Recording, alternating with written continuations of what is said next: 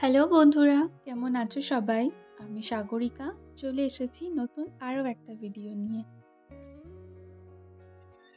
আগের ভিডিওতে তোমাদের সাথে শেয়ার করেছিলাম কোণার্ক সান টেম্পলের অভিজ্ঞতা।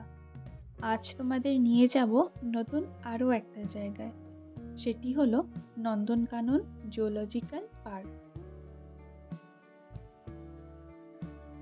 আমরা সব শেষে এখানে এসেছিলাম, তাই হাতে সময় বেশি ছিল না। এর মধ্যেই যা যা দেখলাম তোমাদের সাথে সেগুলোই শেয়ার করব। আশা করি তোমাদের ভালো লাগবে। এই পার্কের টাইমিং হলো এপ্রিল টু সেপ্টেম্বর সকাল 7:30 থেকে বিকেল 5:30 এবং অক্টোবর টু মার্চ সকাল 8টা থেকে বিকেল 5টা। আমাদের এখানে আসতেই অলরেডি 4টে বেজে গেছিল, তাই সময় একদমই অল্প ছিল। এবারে আমরা টিকিট কেটে নিচ্ছিলাম ভিতরে যাওয়ার জন্য। এখানের এন্ট্রি ফিস হলো 50 টাকা করে এবং 3 থেকে 12 বছরের বাচ্চাদের জন্য 10 টাকা।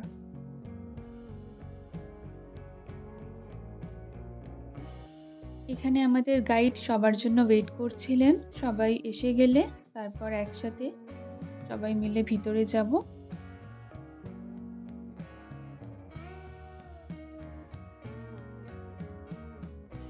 ভিতরে ঢুকতেই এই ফাউন্টেনটা দেখুন, কি দারুণ লাগছিল দেখতে।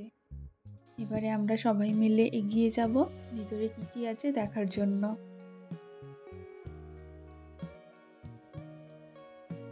এই নন্দনকানন জুলজিক্যাল পার্ক হলো চিড়িয়াখানা এবং বোটানিক্যাল গার্ডেন, যা ভারতের উড়িষ্যা রাজ্যের বারঙ্গা গ্রামে অবস্থিত।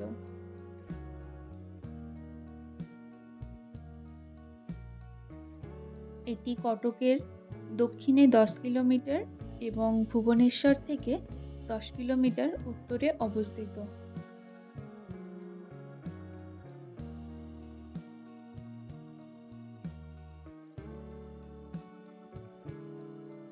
উনিশশো সালে প্রতিষ্ঠিত, এটি 1979 সালে জনসাধারণের জন্য উন্মুক্ত করা হয়েছিল এবং 2009 সালে World Association of Zoos and Aquariums যোগদানকারী ভারতের প্রথম চিড়িয়াখানা হয়ে ওঠে এটি।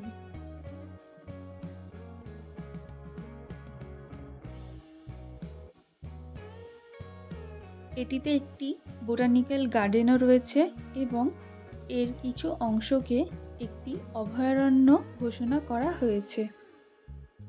এই নন্দনকাননের আক্ষরিক অর্থ হল স্বর্গের উদ্যান।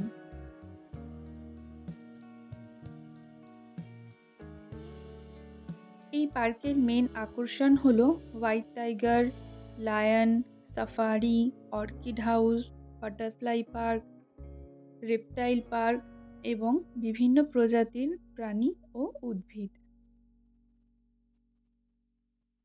এটি হলো রেপটাইল পার্ক। কি সুন্দর করে সাজিয়েছে দেখুন, পুরো মনে হচ্ছিল জুরাসিক পার্কে চলে এসেছি।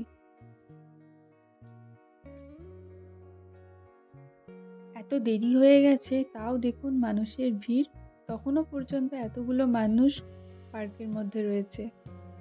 এই যে ভিতরে আবার একটি আর্টিফিশিয়াল কচ্ছপও রয়েছে। ভিতরটা খুব সুন্দর করে সাজানো, খুব ভালো লাগছিল ভিতরটায়। এটার মধ্যে বেসিক্যালি বিভিন্ন প্রজাতির সাপ এবং সরীসৃপ প্রাণী রয়েছে, তবে সব প্রাণীগুলোই ভিতরে এমনভাবে ঢুকে রয়েছে যে ক্যামেরার মধ্যে স্পষ্টভাবে কাউকেই বোঝা যাচ্ছিল না।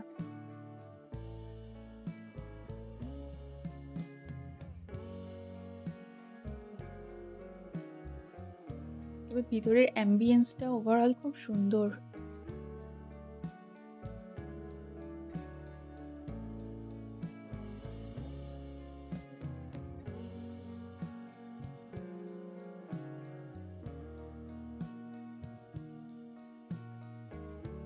এই যে এখানে ছিল কুমির।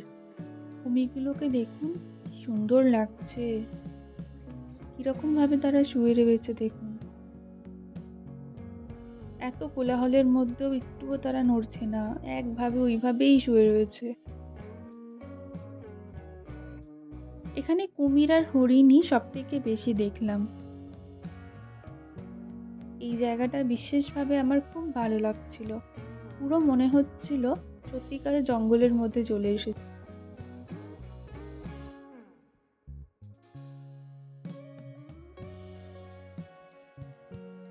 এবারে আমরা এগিয়ে যাচ্ছিলাম এখানের বাঘ সিংহ দেখার জন্য। এখানে একটি ঘটনাও ঘটেছিল। আমি আর আমার হাজবেন্ড এই বাঘ সিংহ দেখে এতটাই ভালো লাগছিল যে কখন আমাদের বাসের লোকরা চলে গেছে আমরা বুঝতেই পারিনি। আমরা আমাদের মতো ঘুরেই যাচ্ছিলাম। এই যে সিংহটাকে দেখুন, জাস্ট প্রথমবার চোখের সামনে এরকম সিংহ দেখলাম। এখানে আবার একটি বাঘ রয়েছে, কি সুন্দর ঘোরাঘুরি করছে দেখুন। বাঘটা হাঁটতে হাঁটতে কতটা দূর এগিয়ে এসেছিল, পুরো সামনে চলে এসেছিল। পুরো মনে হলো আমাদের জন্য যেন র্যাম্প ওয়াক করে গেল।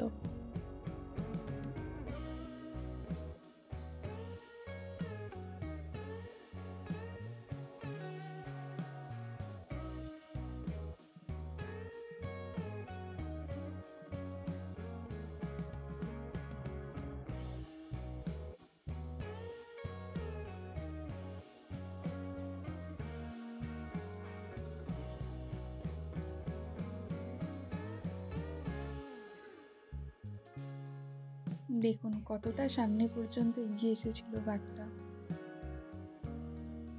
এখানে সাদা বাঘও দেখেছিলাম, কয়েকটা ছিল, তবে অনেকটা দূরে ছিল, তাই ভালোভাবে ক্যাপচার করা যাচ্ছিল না। এই যে দেখতে পাচ্ছেন দূরে একটি সাদা বাঘ বসে রয়েছে।